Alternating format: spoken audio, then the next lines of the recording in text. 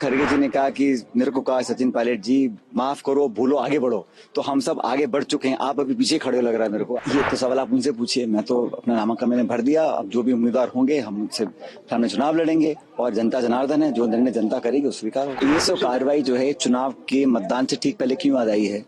5 साल से किसी ने कोई कार्रवाई करी नहीं और इन एजेंसीज का दुरुपयोग हो रहा है, ये मैं नहीं कह रहा हूँ, पूरा देश कह रहा है और जानता है।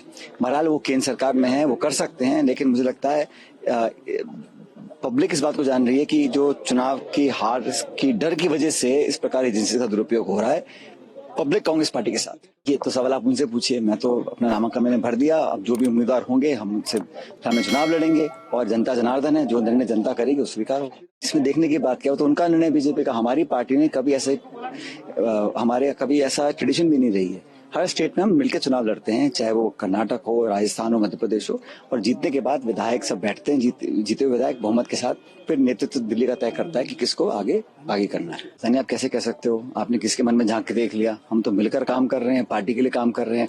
हमारा सामूहिक ऑब्जेक्टिव यही है कि कैसे पार्टी को दोबारा बहुमत में लेकर आए। जो हमारी पिछली बार हार हुई थी, जो हम 21 पे रह गए थे, कभी 50 पे रह जाते हैं, उस पार्टी को तोड़ने के लिए मिलकर हम लोग काम करेंगे तभी संभव होगा ना।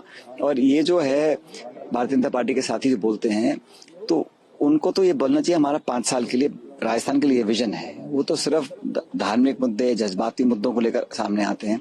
परफॉर्मेंस और युवाओं के लिए, किसानों के लिए जो उन्होंने काम किया होता तो उसके आधार पर चुनाव लड़ते, तो मैं इस बात को मानता हूँ। पिछली बार जो कुछ हुआ उसके बाद फिर जिस प्रकार से 5 साल तक मतभेद चलते खरगे जी ने कहा, राहुल गांधी जी ने कहा, खरगे जी ने कहा कि मेरे को कहा सचिन पायलट जी माफ करो भूलो आगे बढ़ो, तो हम सब आगे बढ़ चुके हैं, आप अभी पीछे खड़े हो लग रहा है मेरे को। आप भी आगे की तरफ देखो, क्योंकि जो भी निर्णय लेना है वो सही समय पे पार्टी लेगी। पहले हम बहुमत लेकर आए, जीत जाएं, उसके बाद किसको क्या जिम्मेदारी देनी पार्टी का काम है।